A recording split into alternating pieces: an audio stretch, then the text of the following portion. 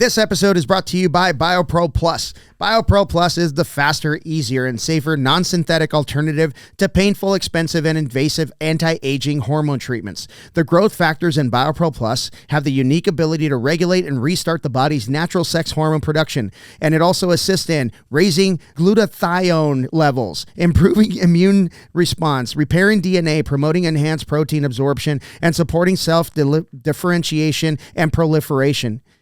I don't know what any of that means, but I can tell you this. I've been using this stuff for about a year, and my ability to recover is through the roof. I'm training Jujitsu 3 times a week. I'm lifting weights 2 times a week, and the amount of time it takes for me to recover has reduced significantly. I'm 51 years old, and as an aging grappler, I got to do everything I can to stay on the mats. So I go through a pretty regimented recovery system, and BioPro. I also use the evening version. I forget what it's called, but it's fantastic. Get this stuff. Go to www.bioproteintech.com and put the promo code Foxcast.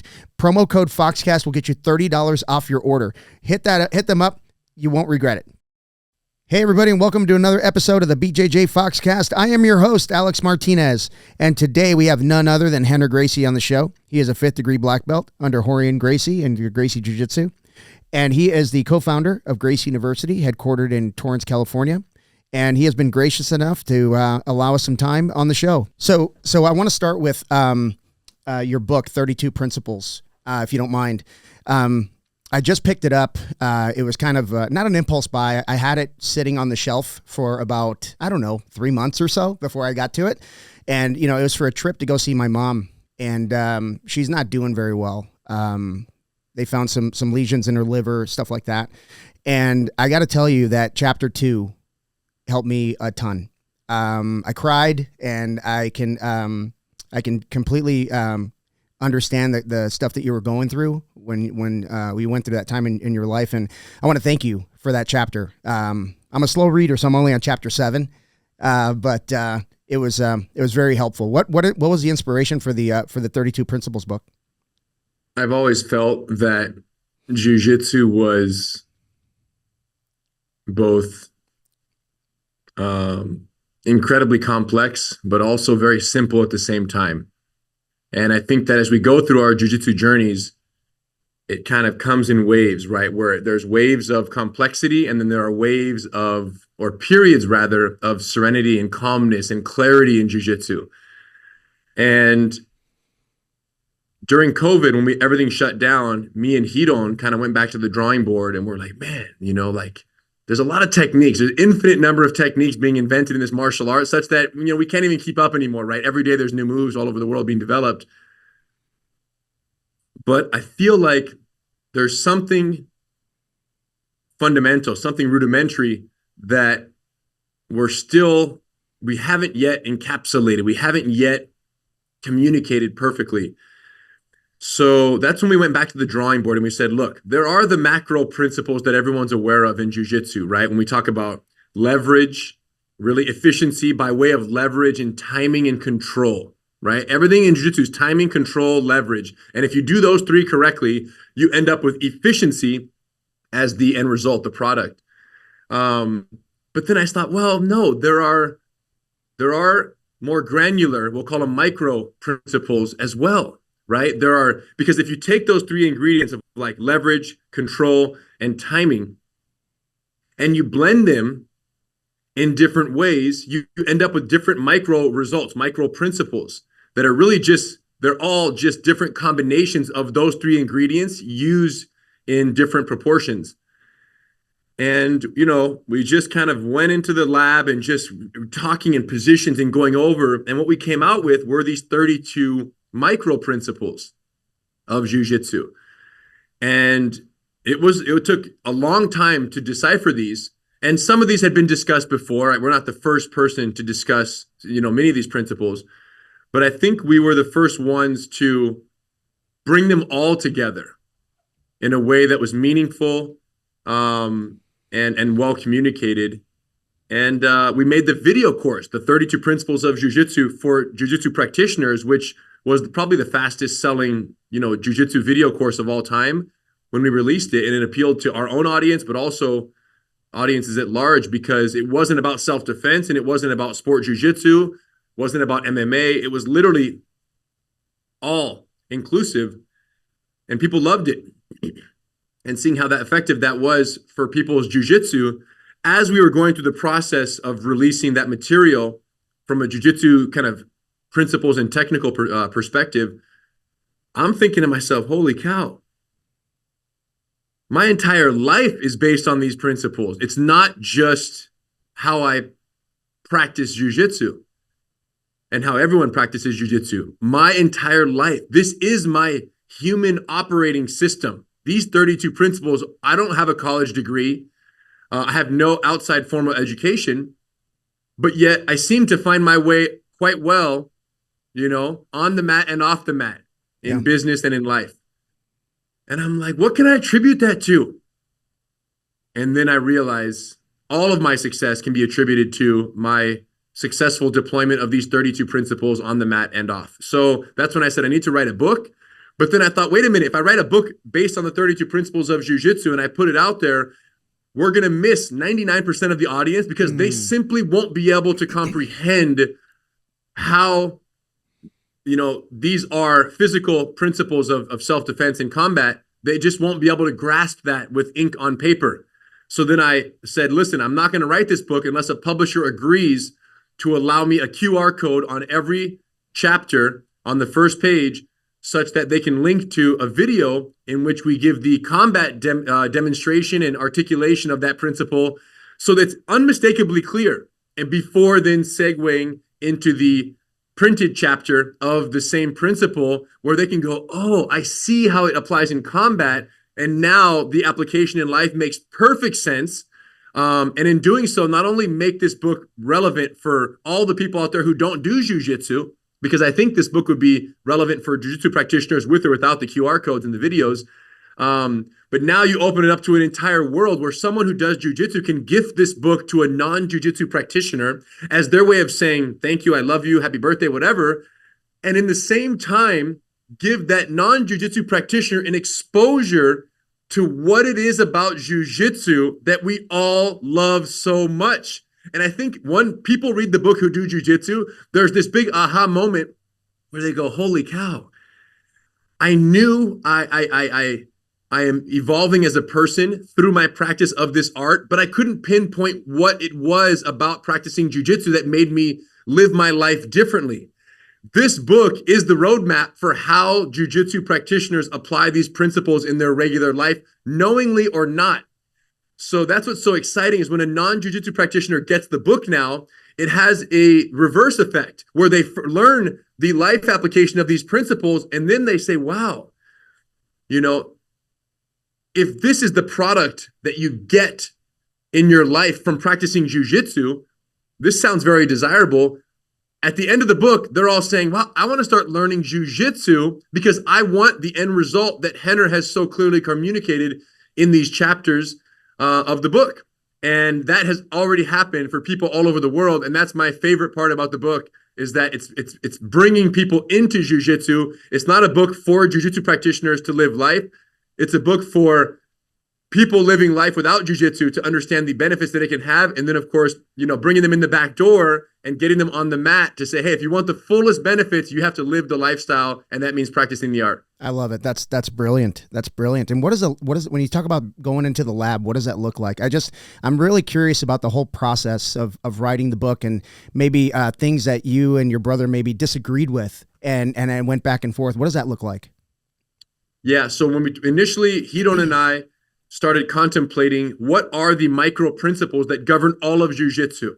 It was an exhaustive process to say, okay, we started with 8. We started just 8 big ones, the ones in the first 8 chapters there of the book. And then we said, wait a minute, these are macro, these are kind of medium size, medium macro, micro, medium level principles, but it gets even more granular. And that's what really happened, is they just went from kind of clunkier, bigger principles to more granular to the final 8 chapters, 8 principles that are the most granular. And it just kind of, it works in that way. And it got to the point where we ended up with 31 principles. We worked as hard as we could, and we could not imagine another principle. And we literally were stuck at 31. And in my mind, I went, no, there has to be 32. It has to be 8 times 4. The number doesn't work. 31 simply doesn't work if I'm going to create a definitive course on the principles of jiu-jitsu. So for weeks, we were at 31, trapped. And I'm literally in the shower and I'm just living my life and I'm doing my thing. And I'm like, the Grandmaster principle. Wow. Of course, the 30-second principle has to be the principle of applying these principles to your jiu-jitsu and to your life, and to always be open to adapting given the circumstances that you're facing in any given time of your life. So the principle of applying the principles is the Grandmaster principle. And of course, we named that one, right, with respect to my grandfather, Hélio Gracie, and his brother Carlos for starting this whole party for us so many, now a century ago. Yeah. And it was so fitting that, we were able to honor them with that 30-second principle. And someone could say, hey, you can't do that. You can't, make up a principle. I said, well, if you write your own book, you can make up whatever you want. Once you write yours, you can do that too. I love it. And that was my way of immortalizing the Grandmasters in these 32 principles that really, listen, they lived by all these principles and they fought by all these principles. I didn't invent the idea of, the momentum or the redirection principle or the fork principle. But I think what me and Hidon did is we really extrapolated them and then put them on paper and organized them in a way where people who came after us could now know what they know. Many people do jiu-jitsu, but they don't know what they know. Yeah. Many people are jiu-jitsu, but they don't know who they are, and they couldn't put it on paper and they couldn't articulate it effectively to someone else. And I think that's what the clearly identified principles and the cataloging them into a video curriculum for jiu-jitsu students, but also into a book for anyone who wants to understand what those are. I think it's a big service, and it's one that I'm happy to leave as part of my legacy when I'm gone. I love it. And I have a question for you about, along the lines of legacy, those of us that didn't come up under the Gracie Jiu-Jitsu platform, what do you think that newcomers, maybe 6 months in or something, what do you think is a misconception that they have about jiu-jitsu as they're learning? I think the number one misconception presently about jiu-jitsu and around jiu-jitsu as a whole is that it's not for everyone. I think this is a sad byproduct of it landing in so many different hands, which it has major benefits that everyone's accessing jiu-jitsu now, and there's so many amazing teachers and affiliations and masters. But one of the negative consequences of this widespread kind of proliferation of jiu-jitsu is that it's landing in the hands of teachers and practitioners who essentially become their own filters on the art, and then not only filters technically, but filters psychologically and philosophically around the continued dissemination of the art. And you get a lot of people who will say, yeah, jiu-jitsu is not for everyone. If you can't hang, you don't deserve to do jiu-jitsu. Welcome to jiu-jitsu, suck it up. And this, so there's this cohort of people in BJJ that are making the art not for everyone else because it makes them feel special. It's like this attitude of elitism, right? Like we can do it and we're badass and we survived it and we made it through. But the rest of you guys, if you can't hang, then get out or get in line. It's not for you then. Yeah. So they're blaming the student for not being good enough for jiu-jitsu instead of blaming themselves for not making jiu-jitsu good enough for that student. Wow. Yeah. And all my life, the number one lesson I learned as a teacher from my grandfather and then my father and my uncles is that there is no such thing as a good or bad student. There are only good or bad teachers. All students are the same. Wow.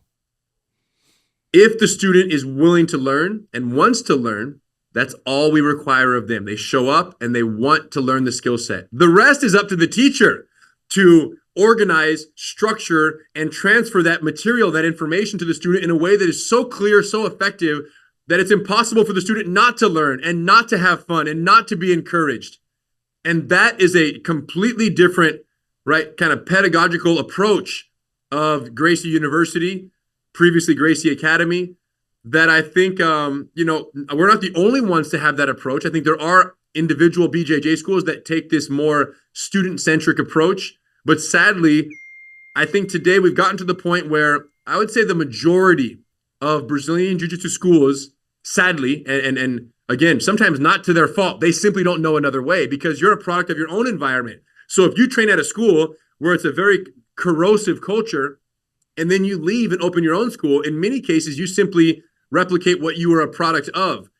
So the cycle continues like that. So what we're trying to do is create an organization where it's the opposite. No, the student doesn't have to deserve jiu-jitsu. We have to deserve the student and how we are transferring, presenting, and organizing jiu-jitsu. And that's how Gracie University has gotten to where it's gotten today. I love that. What about the belt system? You know, you hear some people that say, you know, it's so many classes over time, and other people is very arbitrary. When your professor says you're ready, then you're ready. What's your approach on that? And how can we as a I want to call it a culture, right? How can we as a culture get better at, you know, understanding where people are in their process and getting them leveled up, so to speak? Yeah, the belt systems within jiu-jitsu are completely arbitrary, right, and subjective, and it's all a function of the objective of the school. Every school gets to choose an objective for itself. They get to choose their own culture. So you can't speak about the culture of BJJ at large because there is no culture of BJJ at large. What you have is a martial art called Brazilian Jiu-Jitsu, and then within that you have affiliations, and maybe within an affiliation that culture spreads to the entirety of that affiliation. But even within affiliations, you could have 10 different schools in one affiliation, and each of those schools has its own different culture, which means that the culture of that affiliation is not very strong and unified, right? Yeah. So the point is, there is no universal culture in Brazilian Jiu-Jitsu. There is no universal belt promotion standard in Brazilian Jiu-Jitsu. And one can say that's a bad thing. Listen, there's no good or bad. There's no judgment. It's just the reality. And I think that everyone in Jiu-Jitsu needs to know that that reality exists, and that every jiu-jitsu school will guide its students through the art in a way that the instructors see fit based on the objective of the school and the desired student population, right? So you can very much have, you know, a school where if the objective is solely competition prowess, BJJ competition prowess, and the entire identity of that school is wrapped up in that objective, which is very common and very commendable at the schools that are excel in this realm, it makes sense that the promotion of the rank is really, you know, you don't promote someone to blue belt until they're annihilating every other white belt. So in other words, the only the top 1, 2, 3, 5% of students in a particular belt level will get promoted to that next level. That's understandable. The challenge with that frame of thought is sometimes you have a student who is not at the top of that pack, and they're physically, psychologically, right? There's other impediments to their ability to perform at the highest athletic level. So one could argue that that person will never make the cut to get to blue belt. So they stay there for 14 years, and we've seen some 8-year white belts, right? Like they just don't make the cut. So then the question is that fair or is that appropriate? And then the question is, what's the purpose of even giving the belt at all? Yeah. Why don't we all just do jiu-jitsu just to do jiu-jitsu, to learn the skill, which is to protect ourselves and our families? Yeah. So one can say, well, no, the belt is necessary because then the belt is for competition. Another can say, no, the belt is necessary because we want milestones of recognition for a student as they progress. So in a competition-based school, it's my belief that belts are awarded largely based on the fact that that student have separated themselves from the pack in that certain rank, and as becoming one of the top performers at a certain rank, then it's like, and they've competed and won at a white belt level. Hey, now you get your blue belt. That's a prerequisite in some schools, and that's totally fine. In our school, that's not a prerequisite because it's not a competition-focused organization or school. So in our school, the way I look at belt promotions is I need to look at each individual individually. I need to look at you as your own person And then as you're developing your beginner skills with us and you're going through our beginner program and we see what you're capable of and we see where you come from, right? What is your past? What's your life story? And what's your goal? Where do you want to go?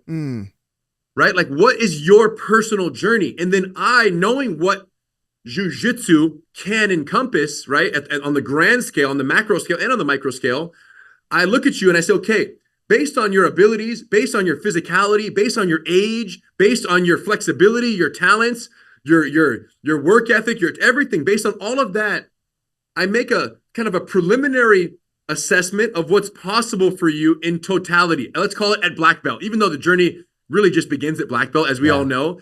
Let's just call it, when that person gets their black belt, here's what I think is largely possible for them, given all of their personal life circumstances, goals, objectives, and past history and life experiences. And it's almost like I take that and then I go, all right, based on their potential, my estimate of their potential, which is not perfect, I understand, but there's something there. I then kind of chop it up and I say, okay, this is blue, this is purple, this is brown, and this is black for this person. And for another person, like say a guy comes in at 64 years old, what that guy will look like as a black belt is very different than what his 24-year-old colleague will look like as a black belt. Yeah. So that's what this really is for me personally. It's taking each student's personal past and their present and their future objectives into consideration, and then really creating a pathway of recognition on that journey that divides those milestones up in reasonable intervals where I see them, I recognize them for their effort. Because here's the reality, as we know well, is that a lot of students, they train jiu-jitsu and they need that extrinsic recognition, right? The ability to say, man, I survived today for 1 minute longer than I survived yesterday. A lot of students can't really process that as a true and factual and impeccable measure of progress. It's hard, right? Yeah. But from an outside teacher, I can say, yo, they're surviving a lot better. They're training a lot better. They're doing much better against the same training partners. Let's give them their first stripe on their blue belt, right? So we can do that from the outside and they go, oh my gosh, I am getting better. A lot of students need that because at the end of the day, let's be honest, adults are just grown-up children, right? And especially when you start in jiu-jitsu, how do you feel for that first 3 to 6 months? You're a child. You're a baby who doesn't know how to walk. Yeah. So people forget that adults need that extrinsic recognition the same way if a child is on the ground crawling and they stand up for the first time in their life and they get up to their feet and they're balancing. What do you say to the child? Oh my gosh, sweetie, you stood up. And you celebrate that milestone because you want them to reproduce that. You want them to recreate that over and over again so they continue to reach further.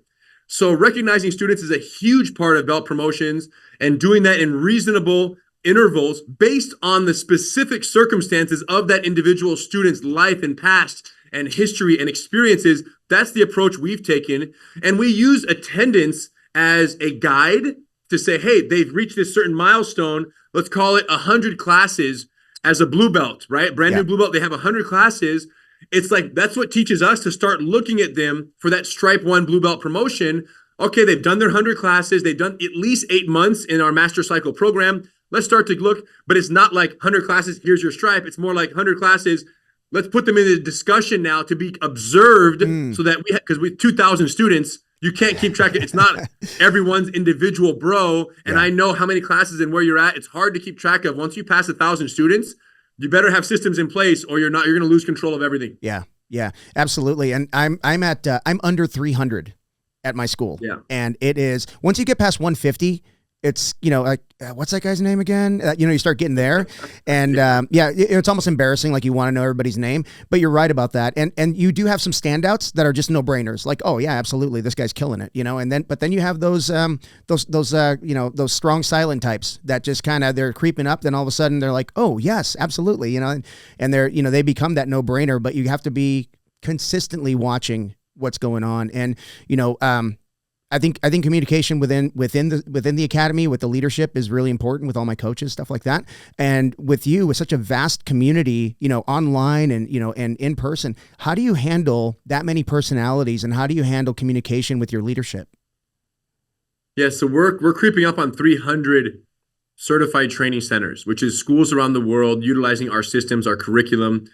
Over 400,000 online learners from 196 different countries practicing in their garage. Wow. Many of our certified training centers began as online students, fell in love with our curriculum, maybe have some outside BJJ experience, but ultimately fell in love with our path and our approach and our philosophy, and then became certified training centers. So it's just jiu-jitsu and it's just growing right now at a rate that I never imagined. And 2,000 students at our own school here in Torrance. But like I said, then we have all these schools around the world.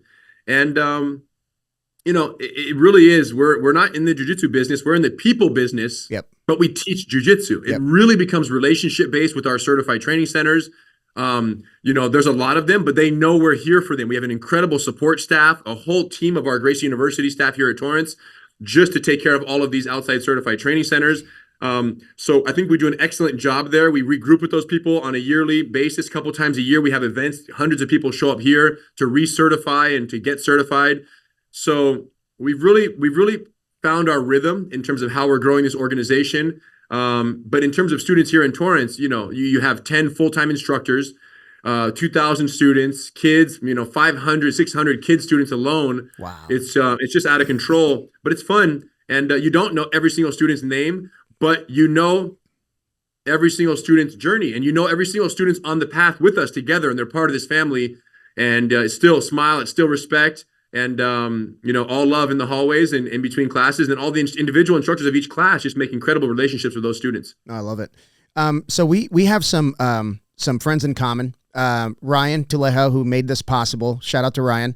But I also have a gentleman, Heston Silbert, out here in Arizona. He used to be the head at our state troopers, our DPS. And we have a lot of discussions. He and I, he's one of my brown belts, and he and I talk a lot about incidents that happen with troopers.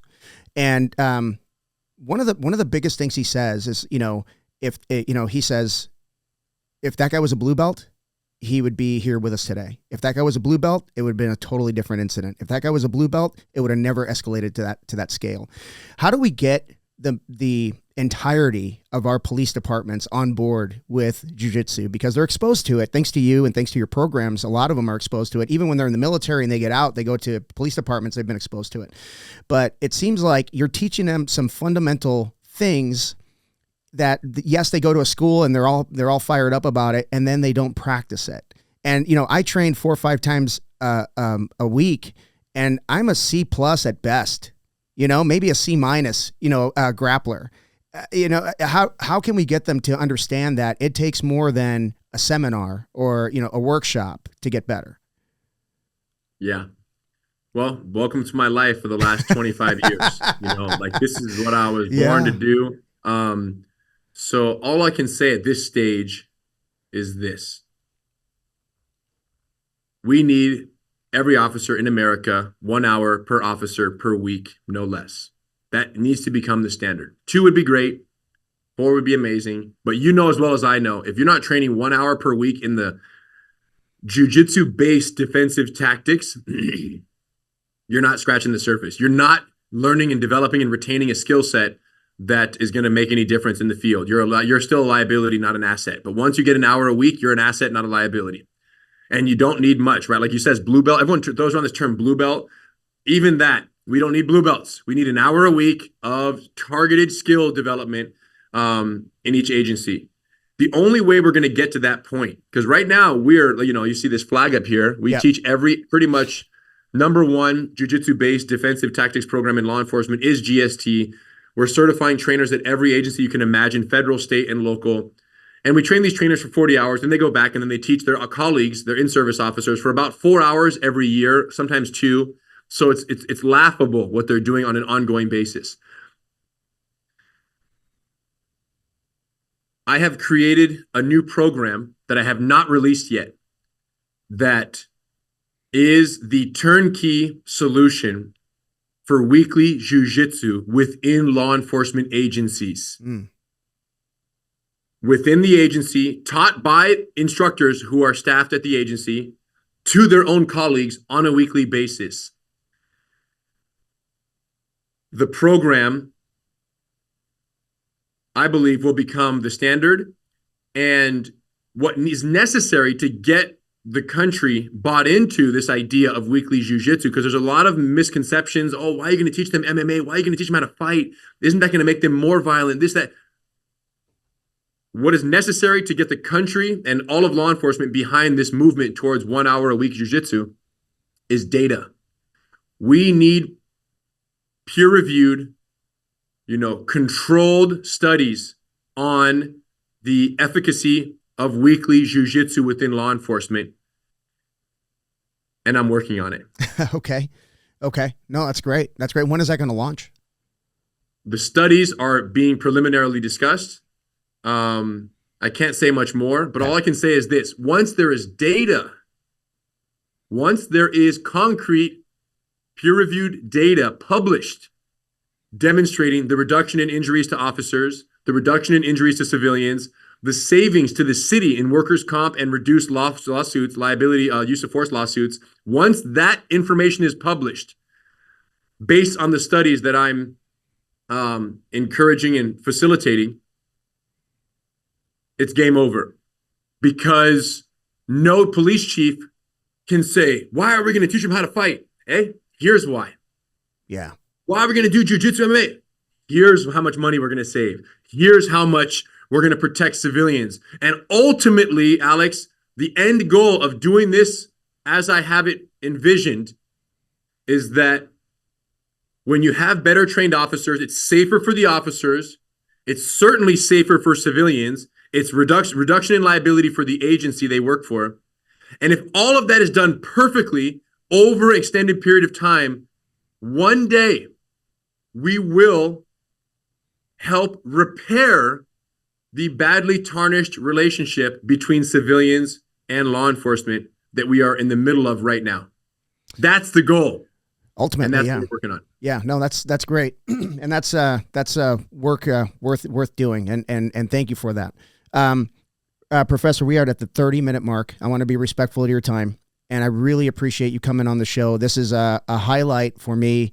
I've admired you and your whole family. I consider you one of my digital mentors, so I follow you closely. And I just want to say thank you for coming on the show.